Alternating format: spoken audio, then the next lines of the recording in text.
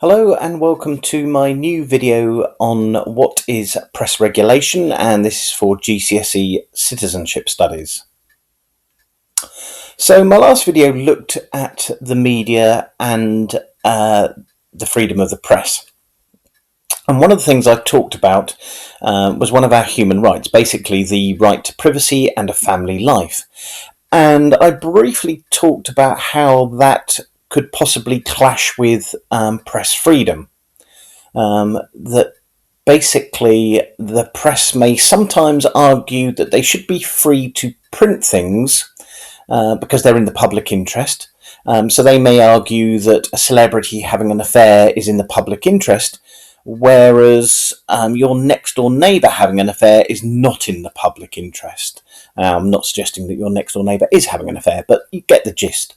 Anyway, this video is going to look at a story, really, and as such it's going to look at some things which are strangely combined: Nazis, a sex party and phone tapping. Right, before I start with the story, what I'm going to talk about very briefly is whether the press should be regulated. Now, as I talked about in my last video, the press has an obligation to basically be truthful. However, in producing stories which are truthful, they also have the opportunity to spin them in a particular way to basically make the story fit an agenda or kind of narrative that they might have. Now, one of the things that newspapers in the UK have argued for a very long time is that they shouldn't be regulated, that they shouldn't be subject to any form of censorship or government control.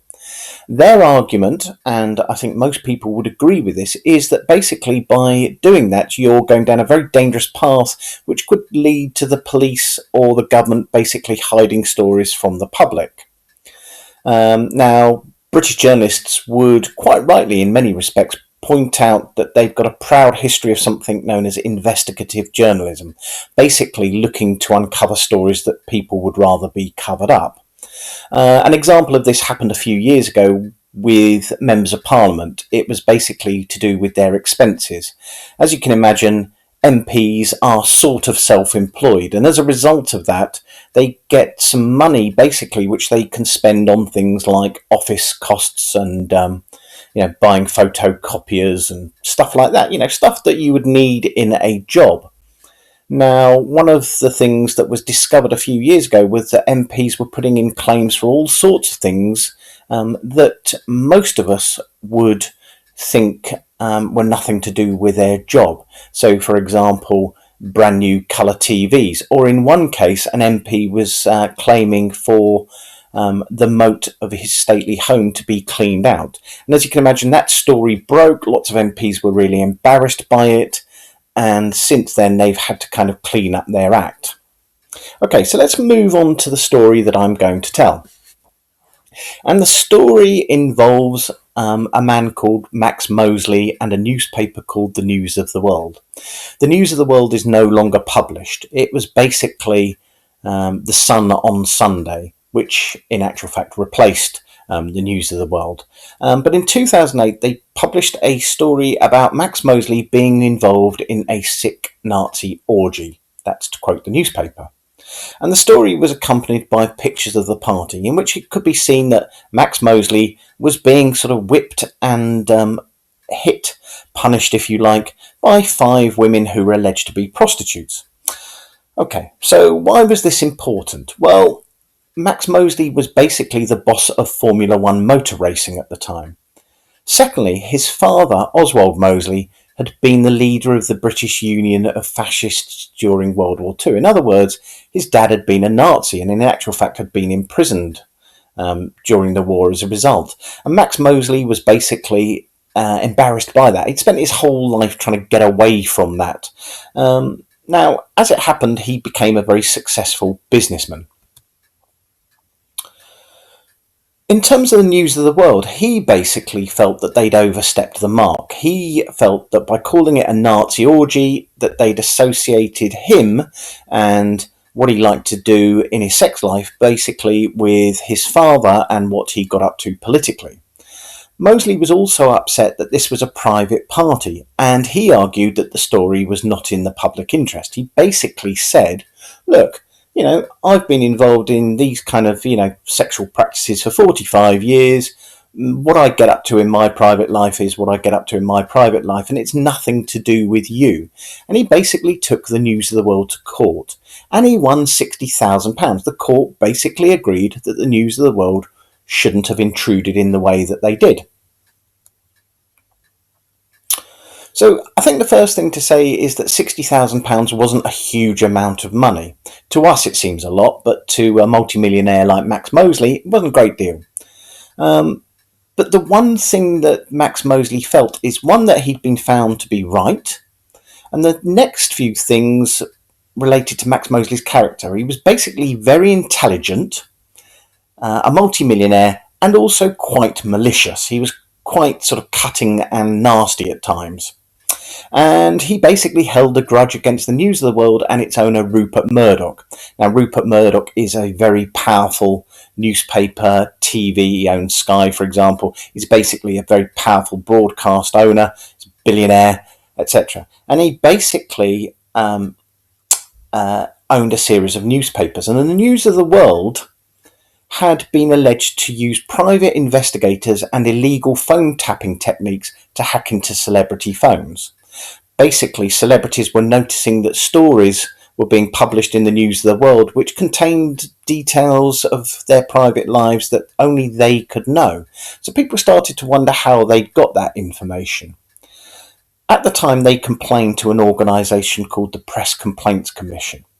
But the Press Complaints Commission were pretty useless, and they basically said, well, do you know what? We know that phone tapping is illegal, we know that private investigators is a bit dodgy, but it's all part and part of journalism, you have to just accept it.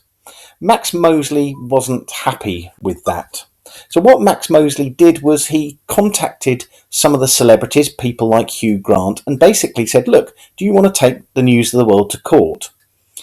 The celebrities often said, well, we don't have enough money. And Max Mosley, being a multimillionaire, said, don't worry, I'll give you the money, take them to court, you'll win, and then give me the money back. Now, he's pretty confident that they would win.